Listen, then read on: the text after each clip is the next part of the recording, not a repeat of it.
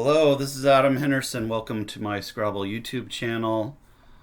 Today I will not be going over my game with Noah Walton. That game gives me post-traumatic stress syndrome. Uh, I'll just say that at the very top level, one of the things that all the top players do is they create setups. I'm still trying to get better at creating setups. What happened was uh, I was in a winning position late in the game with Noah Walton, and I definitely should have won the game, but instead I tried to create a setup using making the word rum for 5 points, which I think I what happened was I tried to quickly go through the alphabet to see if rum took any other hooks besides the S, and I guess I went a little too quick, and I missed that rum takes a P back hook. So he had the P and he played it, and for like 50 points or something like that, and he went on to win the game. So that's the game in a summary. That's pretty much all you need to know about that game. We're going to move on, and I'm going to show you a game I played against in the next game, which was this guy here, Mark Milan. And we'll get right to it. I'll try not to rant too much this time. I don't have anything particular to talk about. Actually, he goes first in this game.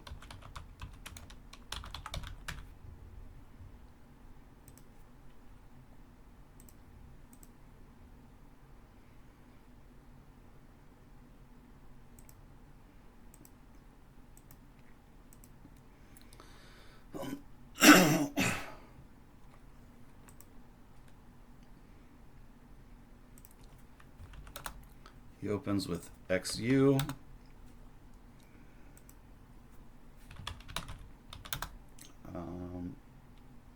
And I decided to go with just fame because I felt like AIN was pretty decent of a leave. He plays Noda, which that looks decent for him.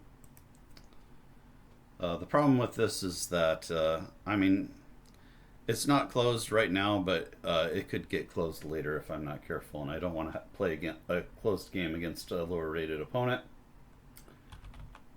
And I ended up having this rack. Yeah, what did I do? I played Haji, I guess here, for 32. He plays ponies.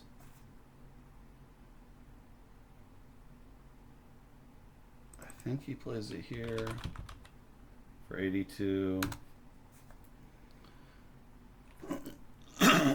Excuse me, I just ate dinner, so forgive me for clearing my throat. We'll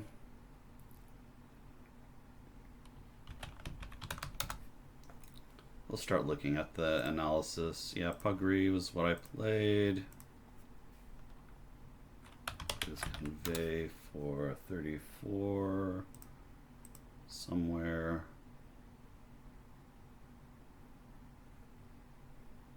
See, I don't know if he played it here or if he played it here. All right, we'll try here and see if that ends up being right. See, I didn't take a picture of this one. Oh, did I really miss dwarfing? I really missed dwarfing. Oh, I missed a bingo. How did I miss such an easy bingo? That's so dumb. What did I do instead? I played waif.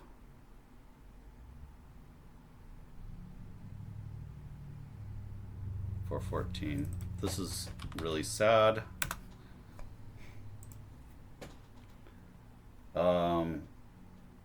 Yeah, I don't know, like, how did I miss dwarfing? That's so dumb.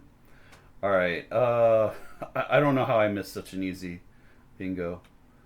I can't explain it.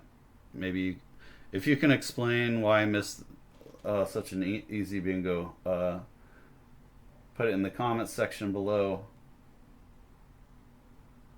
I guess the only thing is, like usual, try not to be mean. If you want to be mean but in a kidding way, you just like mention, "Hey, just kidding" or something after the comment. All right. He plays Zing. Okay, so he must have played Convey in the other spot.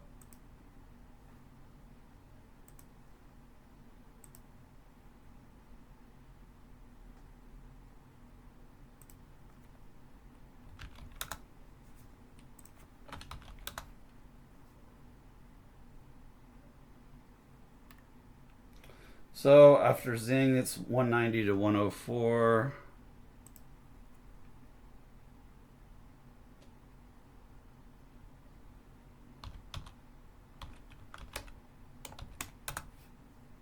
I probably deserve to lose this game after missing dwarfing. That's kind of unforgivable.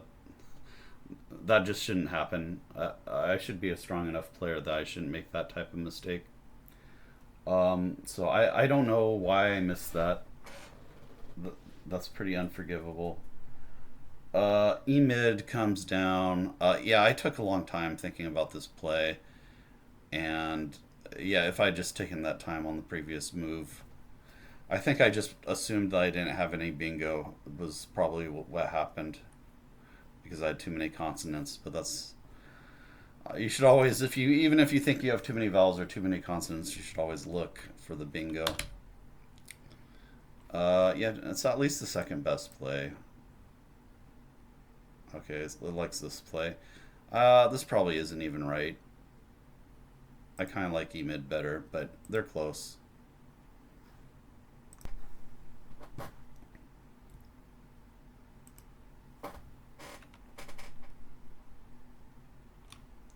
So he plays pun for 22.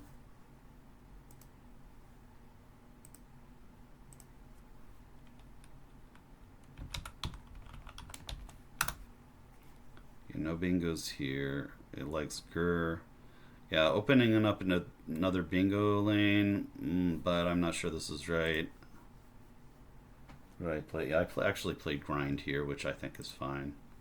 I actually think grind is better than Gur here. And he plays cloves for 27. I think he assumed correctly that I had the blank, so he was shutting down the board a little bit with cloves. Also, even if he figured, even if I didn't have the blank, there's still going to be another blank out. Or if I didn't have a blank, then that means there's two blanks out. So cloves turns over 6 tiles. So it was a good move on his part. I drew both blanks. And I was debating whether a settler was spelled ER or OR. I knew for sure that there was a spelling of it with OR, so I went with OR here. So that put me 218 to 239, so just a little bit behind him. He was taking a lot of time in this game, and he took even longer once I played settler because he knew I was catching up on him and he didn't want to blow the game, so he was probably trying to take his time. But that ended. You'll see.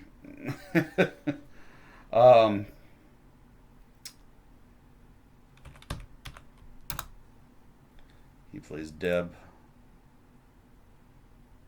for 15. He should have seen that Baji hook, but he didn't.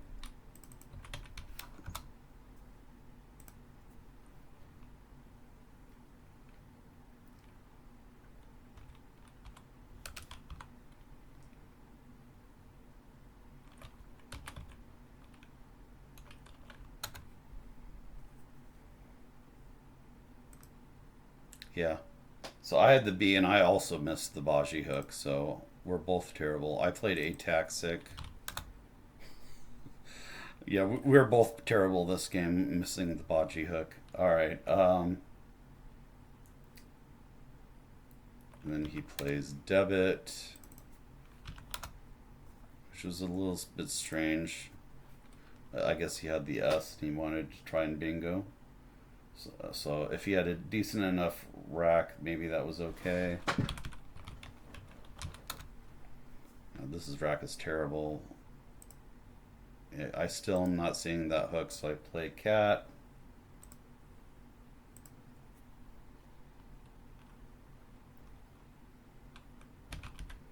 What a horrible game this was. He plays Dow for 9.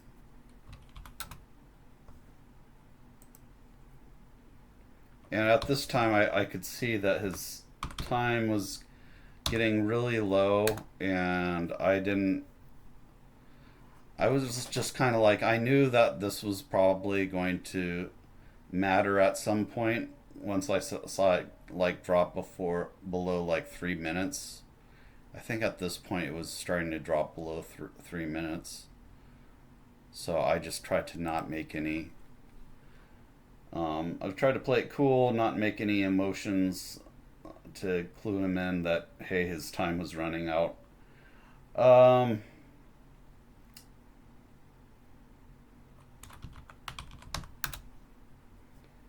not sure how often that happens at the top levels where somebody just like goes over on time. Obviously it happens, but I'm just curious how often it happens. It seems like it might be pretty rare that top experts go over on time. I could be wrong. I played Biro for 26. That is the top play here. He plays Queen 27. And at this point, the score is very close. 297 to...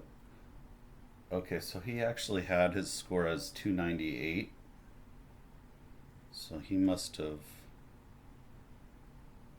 I'm curious where the score ended up being. So after Settler, he had 218 to 254. So he had already gone down by 1 point. 234 to 263. He had 262. Cat and Dow. Oh, okay. So Dow was played for 9, not 14. I'm trying to figure out where Dow played.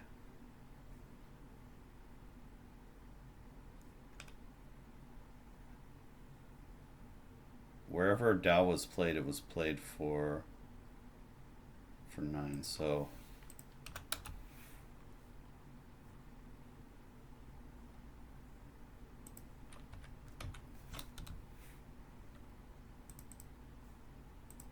I guess he played it there. And then I played Biro.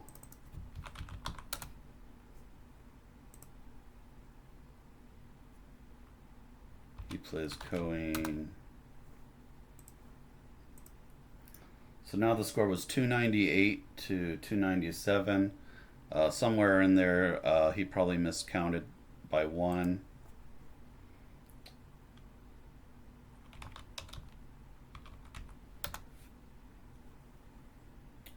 And here I played Gala.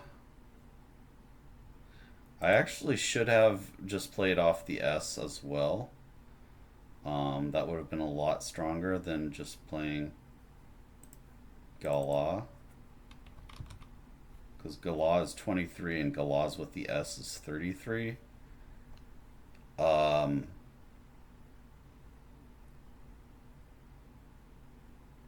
I guess I assumed that the S was going to be strong, but in the end game, but I guess it ended up not being that strong. So that was a tricky position. I think if I had calculated that it was 10 extra points, I would have gone for Galaz. He plays Rosie.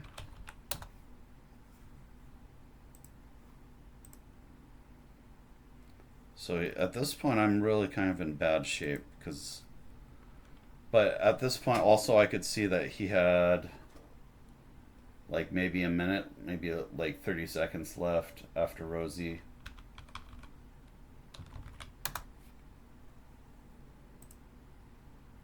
So I did not know ataxic took the S.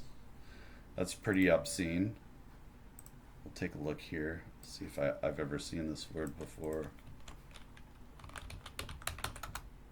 Okay, I have. That's pretty crazy. Yeah, I did not know ataxics. So even if I've seen the word, like, doesn't mean I might have seen it once, and unless you've studied these words, you're not going to know them over the board. Okay, so here I should have played again. I should have played my S. Here I really was debating on because this is the final rack.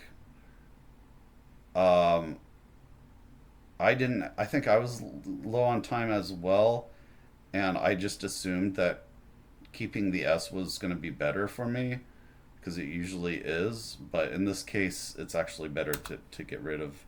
He holds this play, and I think him holding this play was actually part of why I won this game because it was just enough pressure for him to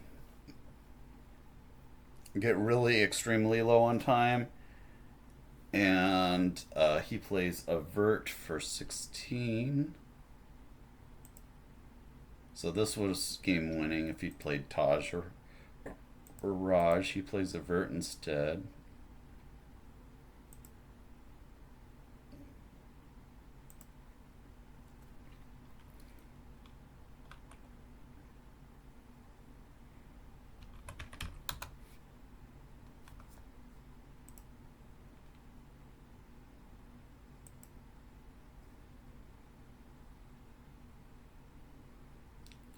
Okay.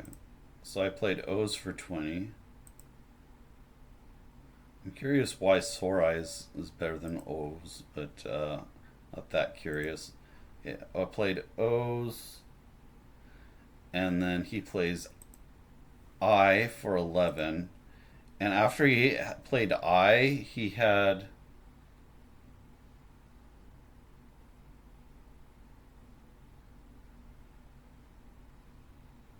Oh, okay, I see what. After he. So back when he played. This is why he played Avert. When he played Avert, he left only just 1 second left after Evert. So then after I played um, I actually had quite a bit of time after he played Avert, so I took my time, and then all of a sudden I just played quickly. Quickly played O's because I the only way I calculated the only way I could win was if he went over on time. So kind of unexpectedly, I quickly played O's for 20. He plays I, and then I go out with N for 4. And so the final score um, ended up being 368 to 367. Um, but then he lost 10 points. So the score we agreed on was I had 367, he had 358. So he was pretty upset. But I mean, he was upset, but he wasn't like making a scene upset. He was just kind of um, he was obviously just frustrated with how it ended. If you want to say in the comments that you thought I did him dirty, go ahead. Um, at in the end of the game, if you're a top Scrabble player, sometimes you have to make decisions where it's like you either allow your opponent to win or you do something that you might feel bad about. But it's I would, for me, if you're a serious player, you do what you need to do to win some games, and that's what I did in this game. If you have any thoughts on uh, inducing your opponent to lose a game by going over on time, experiences with that, feel free to put them in the comments. Again, I don't want people. I don't want people being nasty in the comments. Let's not be nasty. All right. Um, yeah, we're at 20 minutes. It's a shorter video. I hope you enjoyed this video on Scrabble and my Scrabble journey. It's coming close, and today was the first day of the streamed Scrabble tournament. I still feel like the Albany, New York, 4th of July one. It's all Collins, and I still feel like. I mean, I understand why it's because of Bob Lynn's money, but it also seems. I think I recalled hearing Josh Sokol like quickly mention something about unification under one lexicon at some point. Um, and then someone in the comments said something about he said the quiet part out loud. I was disappointed in Josh Sokol for saying that, but at the same time, I mean, he can say whatever he wants. It's his right to do it, and he wasn't really. He could barely even tell that he had said anything unless you were. But it does seem like I think Will Anderson in particular feels like the way forward is to push people into Collins, which I think is kind of gross. Uh, Besides it just being kind of a gross dictionary with all sorts of non-words, it also has that 5 point rule, which to me it's not real Scrabble, playing with 5 point challenge. All right, guys. I give you my thoughts. I still enjoy watching Scrabble, even if it's Collins, but definitely it's much more enjoyable for me to watch NWL streams. Take care.